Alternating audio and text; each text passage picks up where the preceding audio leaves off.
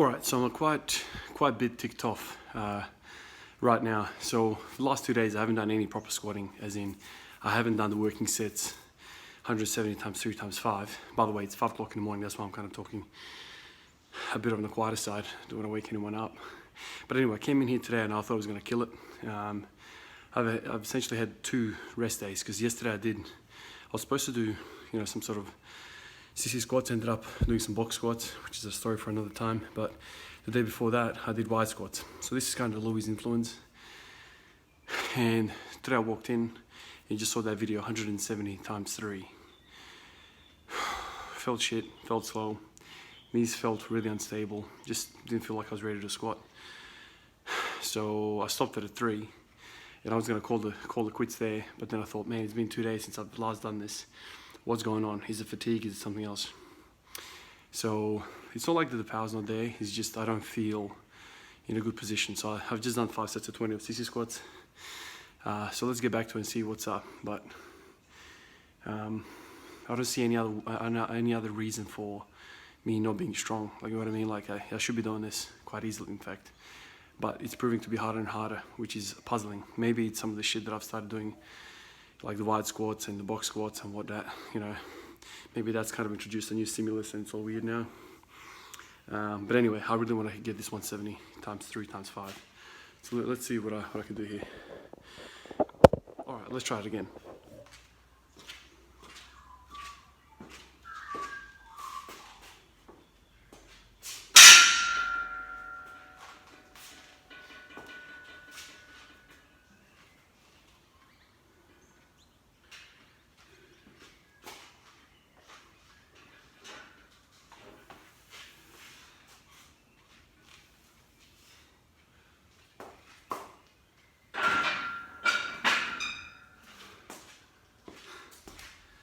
I forgot, I should probably do 140 times 1 first, because I haven't squatted in like 20 minutes.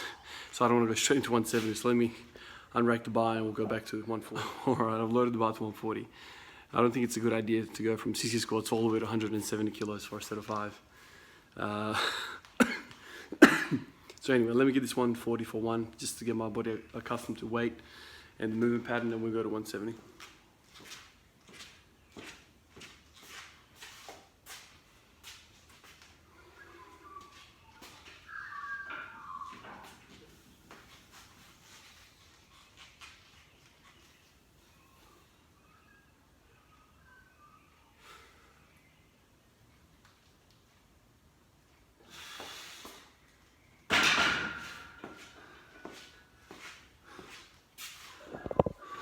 All right, 170.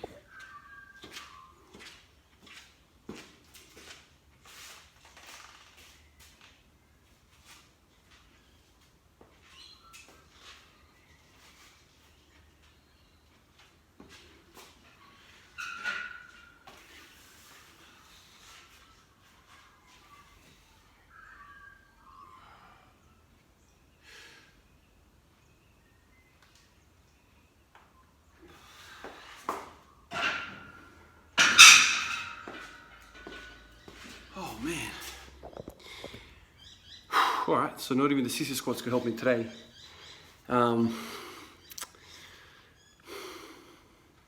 It's really strange. I didn't think the recent changes would have such an impact on me.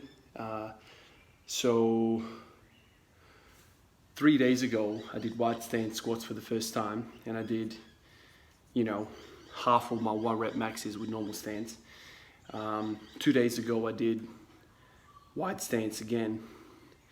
And then yesterday, instead of doing CC squats, I decided to opt out and do box squats. This is all kind of like, from listening to Louis Simmons and trying to like implement some of his ideas.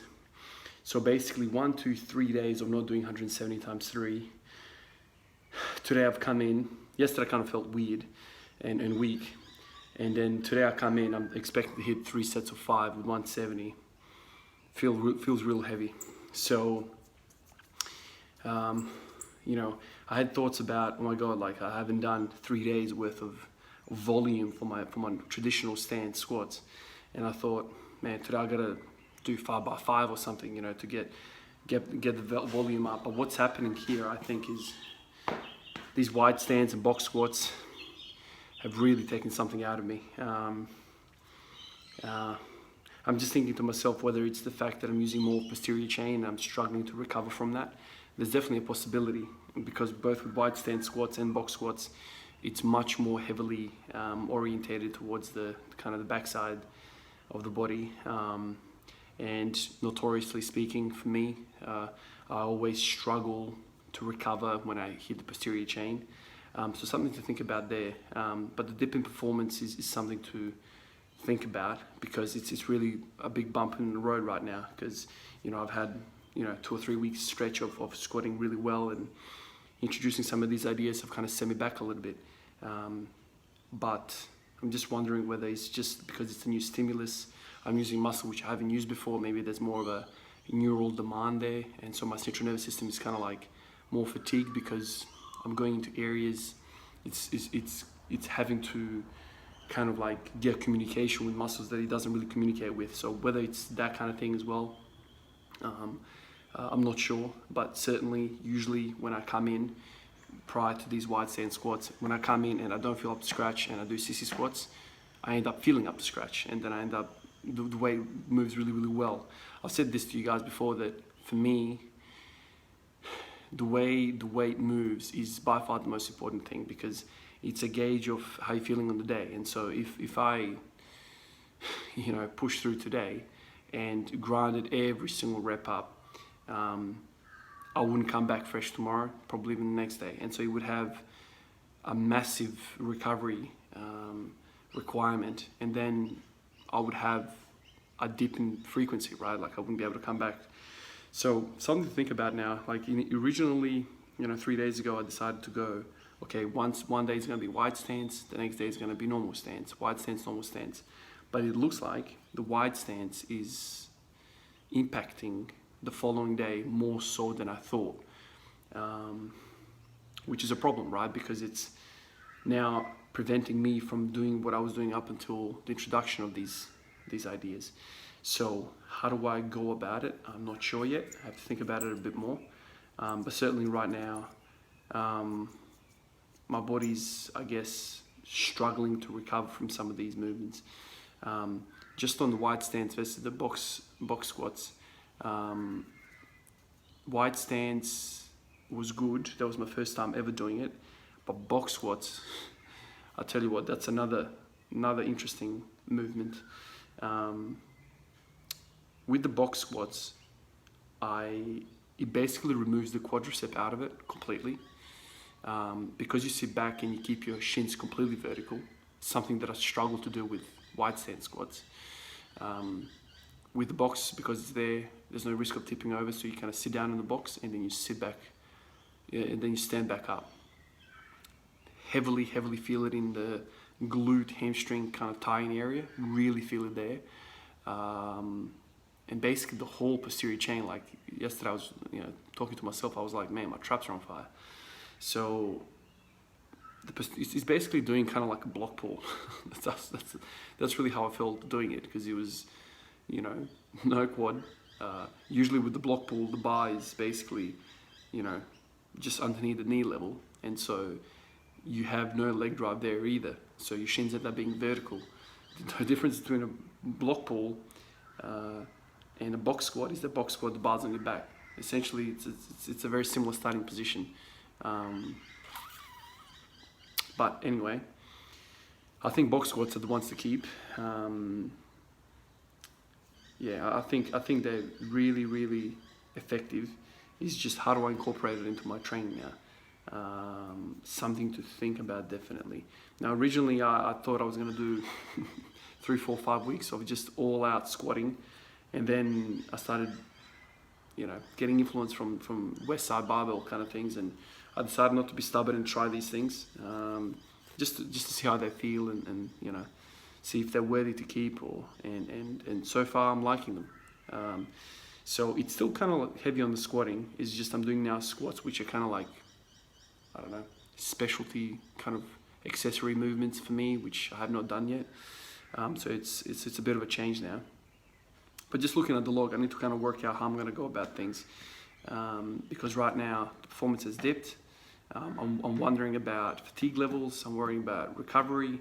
I'm worrying whether I need to alter the 173 sets of 5, because if the box squats, are taking a large chunk out of me, I can't come back the following day and hit 170 times 3 sets of 5 and ignore the fact that I've done a heavy workout the day before, and I'm not recovered from it.